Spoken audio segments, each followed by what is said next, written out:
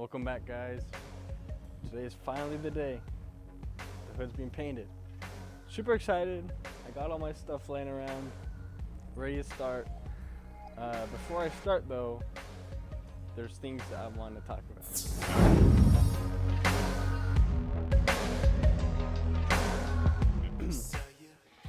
So, as you guys know, I do have a ZL1. It's white. As you can see, the hood is white as well. And I wanted to make sure before we start painting, everything's prepped and ready. And so the first step that I was gonna do was clean the hood. And I already done that, just with some soap and water. And so after that, the next step is the wet sanding. Now, if you want to wet sand, make sure to use the right grit. Now, what I was taught was anything 400 and below is for prepping. So if you want to get rid of lots of dents, scratches, if you're doing body work, any sort of Bondo, any filler, you want to start out with anything 400 and below. Now, there is some dents, not some dents, there are some rock chips in my hood at the moment. I don't see many scratches other than one or two, not very many. And so I don't really need to use the 400.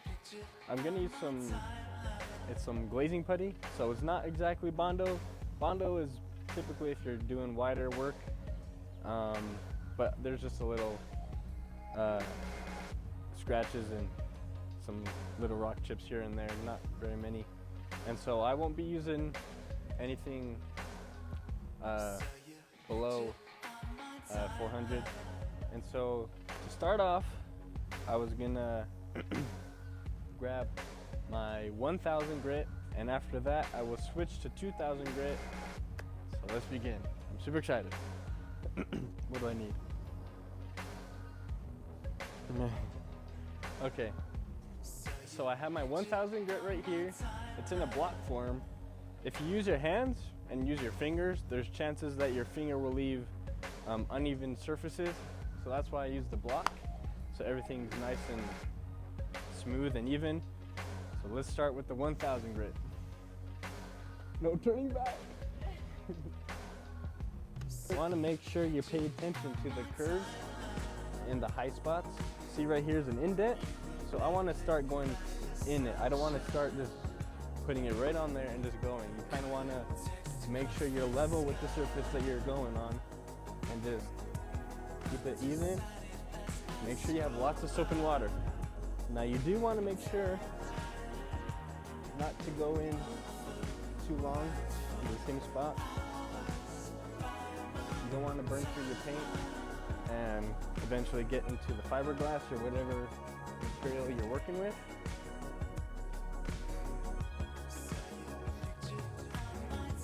Now if you're what's it called?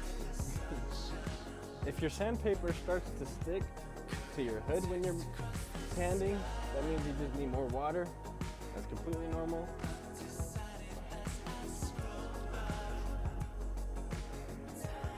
You want to make sure everything's 100% smooth before you apply any sort of filler, so that way it gets the filler gets into what you're wanting to fill in.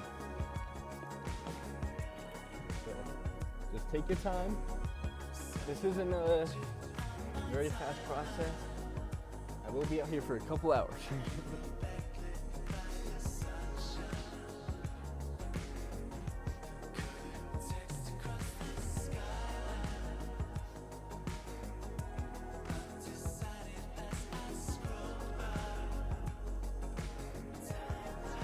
Now there is paint dripping on my shoes, so that's how you know that you're getting down to the paint, is when you can see some sort of color, whatever color you're working on. And so that's fine, but you gotta slow down and keep moving more frequently instead of staying in the same spot. You do not want to burn through your paint.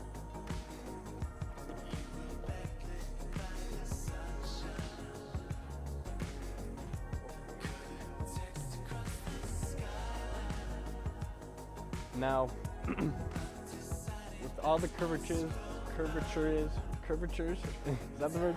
With all the curvatures, whenever there's a sharp angle or like a high spot where you can see right here, it kind of meets to a point.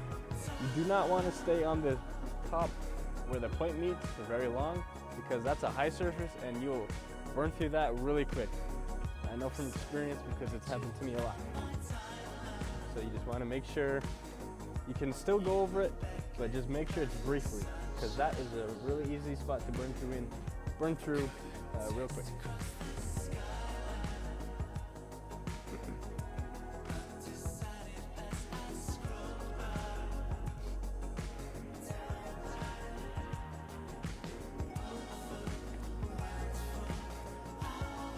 As I have mentioned before, I do like the look of the 1LE with the flat black hood.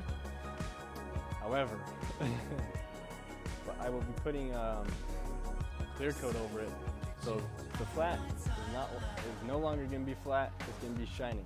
I'm wanting to paint the wing, and that's going to also be shiny. And the roof, I'm going to have it kind of blend in and look kind of sleek with the rest of the car. Now I just have a bucket of soapy water, so I'm frequently rinsing out my sponge, or my sandpaper block. It looks like a sponge. Now if you didn't know, the underside, they don't put any sort of clear coat on the underneath of the hood, and I will be doing the same thing. I will not be putting any sort of clear coat, and there is some stickers that I want to cover up with some tape, and I will get doing that after I'm finished with this hood, the top side of this hood. A good indication to know if you've sanded enough in that one spot is to wipe it away, and if it looks flat, then you're good. That means all the clear coat is off and it's just paint. So when you get to that stage, you want to make sure not to go any further and just to move on to the next stage. Now you might be asking yourself, how did I get so good with camera work? The answer is I have not. I am currently working on that, trying to get better every single day. And so just be patient with me. I promise you I will learn this, set up with the cameras and everything, so don't worry.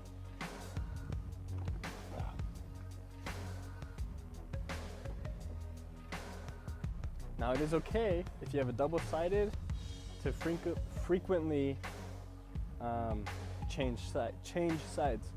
As you can see right here, it's starting to get a little worn out, and so it's okay to flip it to this side where it's good.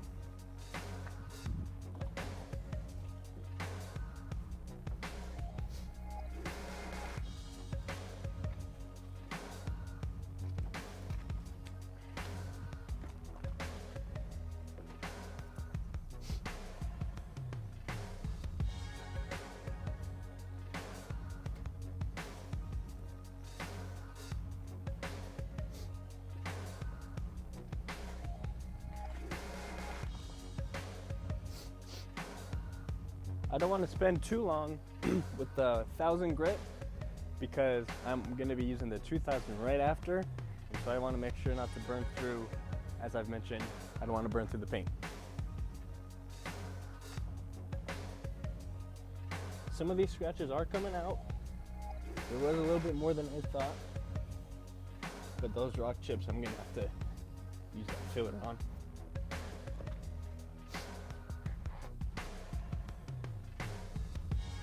So anything, I would say anything above 700 to 800 grit is for the final smoothing out of everything. I would make sure to use a higher grit at the final stage, just to make sure everything is smooth and really good.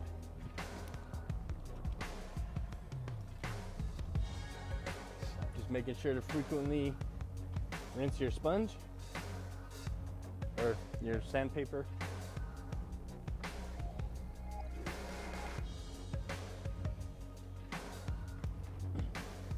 I don't even know if I'm in frame right now. I'm just gonna go over everything one last time with the 1000 grit, and then I will get to filling in these chips.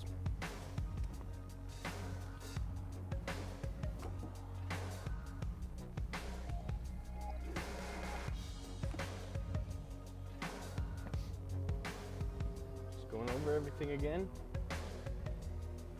Everything's turning out really good.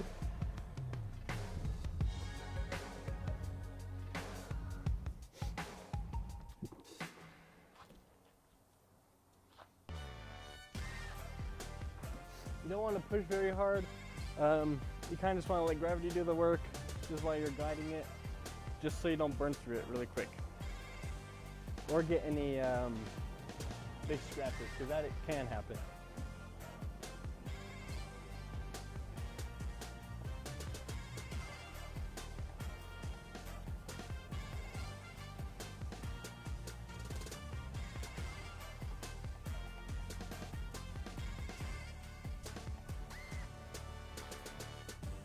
Alrighty.